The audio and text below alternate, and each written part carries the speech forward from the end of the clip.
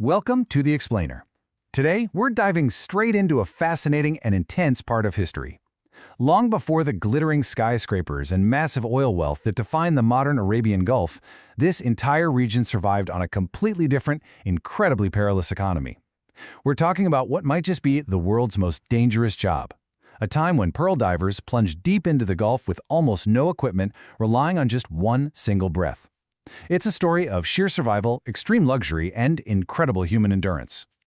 Picture this for just a second. You are plunging up to 60 feet deep into the dark, warm waters of the ocean. You have no oxygen tank, you have no scuba gear. You're completely relying on one deep breath.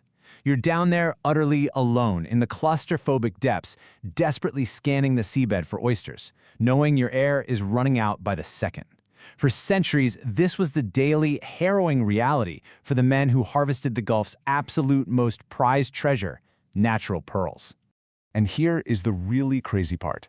They didn't just do this once a day. The sheer physical toll of being a pearl diver, or agawas as they were known locally, is just staggering. During the brutal peak of the summer season, a diver would repeat this death-defying plunge up to 50 or 60 times in a single day.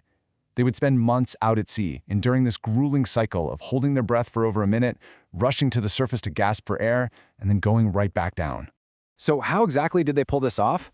Well, it's a totally bare-bones operation, using free diving methods that have been passed down for over 7,000 years. To sink to the bottom fast and save their precious oxygen, the diver would actually stand on a weighted stone. Once down there, to keep the salt water out of their lungs, they clamped their nostrils shut with a little horn clip called a fatam. Then, using simple leather guards to protect their fingers, they'd frantically tear oysters from the rocks.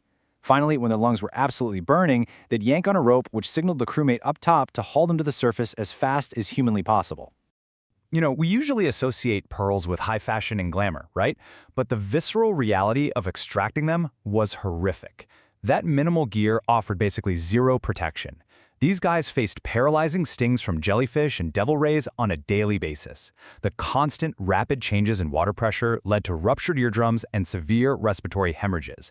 Add in the high salinity of the water, causing blindness and skin rashes, not to mention fatal exhaustion, and you really start to see the true cost of these luxury items.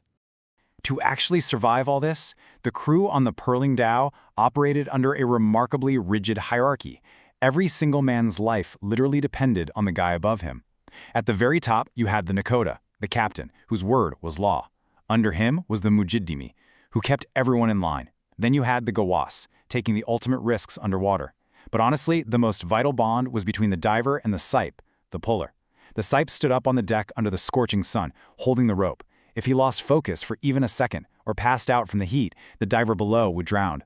It was a perfectly synchronized, high-stakes system. But what about the money? Well, the disparity here is just mind-blowing. These Arabian pearls were world-renowned for their luster, but the men risking their lives almost never saw that wealth. Take the famous Kumzar pearl from 1899, for example. It was bought locally in the Gulf for just over 2,600 rupees. But by the time it hit the global market, it sold for 400,000 rupees in Europe. That insane profit margin connects the severe poverty of a Gulf diver directly to the extravagant luxury markets of Paris and London. So who is actually cashing in? Enter the Tujjar. These were the powerful financiers and pearl exporters. During the late 19th and early 20th centuries, this group was largely made up of Banyan merchants, Indian traders running their operations out of Bombay and the Gulf. Since the Gulf didn't really have the local capital at the time, these merchants funded the entire expeditions. And more importantly, they unilaterally set the global prices. The local captains had absolutely no leverage. They had to sell their harvest to these merchants at massive discounts. And of course, this financial squeeze trickled all the way down to the diver at the bottom of the ocean, trapping them in an incredibly oppressive cycle of debt. Before a ship even set sail, the captains would hand out seasonal advances called salafia and tizgum. These were paid out in coins, rice, and coffee. Now, this kept the diver's family from starving while he was at sea, but it also locked him into working for that specific captain year after year, because the diver's share of the profits was almost never enough to pay off that initial advance. Actually, it was even worse than just a lifetime of debt. This was a generational trap. This quote right here really captures the tragedy of the whole system. If a diver died, which given all the hazards we just talked about happened a lot, his insurmountable sea debt didn't just go away. It was legally passed down to his sons, This brutal reality practically forced generations of young boys into those dangerous waters just to work off their father's debt. By the 1920s, a staggering 90% of divers were in debt to their captains. Now, you might be wondering, if it was that bad, why didn't they just pack up and leave? Well, politically they couldn't. The British Empire wanted to maintain stability in the region and protect the businesses of those Indian merchants. So they imposed treaties on the regional shikdoms. The 1879 treaty literally allowed for the extradition of any indebted runaway pearl diver. If a guy tried to escape to a neighboring town, he'd be legally rounded up and shipped right back. The system was totally airtight. And we aren't just talking about a tiny niche part of the economy here. Before oil was discovered, a massive 80% of the region's male labor force was entirely dependent on this dangerous, debt-ridden industry. Divers, pullers, dhow builders, merchants, the entire coastal society was structurally anchored to the global demand for one single luxury item. From an economic standpoint, that is an incredibly precarious position to be in. And sure enough, after 7,000 years of tradition, this entire way of life was essentially wiped out in just a couple of decades. In the 1920s, an innovator in Japan named Kokichi Mikamoto figured out how to mass-produce cultured pearls. Suddenly, the market was flooded with affordable alternatives. Then, compound that with the 1929 Great Depression, which basically evaporated the global demand for luxury goods. By 1938, the Gulf pearl industry completely collapsed. The numbers tell the real story of this devastation. In the peak season of 1912, the export value of Gulf pearls was a massive 2 million British pounds. Jump forward to 1946, that value had plummeted to just 62,000 pounds. That's not just a dip, that is an absolute economic freefall.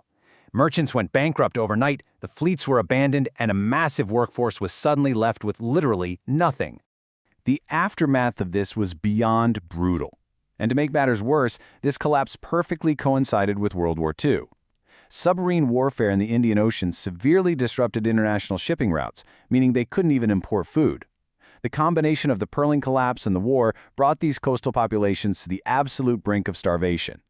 People became so destitute they resorted to eating whatever they could scavenge: leaves, locusts, even the spiny dub lizard. It was a desperate fight for survival. But right as the pearl industry was drawing its dying breath, the region's destiny took another massive pivot. Stepping perfectly into the economic vacuum left by the pearls were foreign oil interests. They started signing early exploration contracts in the late 1930s, and by the 50s and 60s, the export of oil completely transformed the Gulf. It rapidly lifted the region out of that devastating depression and laid down the groundwork for the incredibly wealthy, modern states we know today. So, why does all this matter for us today? Even though the dangerous industry of natural pearl diving is gone, its DNA is deeply baked into the modern Gulf. Those incredibly sophisticated merchant networks from the pearl trade, they're exactly what laid the foundation for places like Dubai to become global logistics hubs. The traditional dhow building and those haunting Nanakma diving songs are still preserved today as vital cultural heritage. And we're even seeing a modern revival of pearling through eco-friendly, sustainable cultured farms.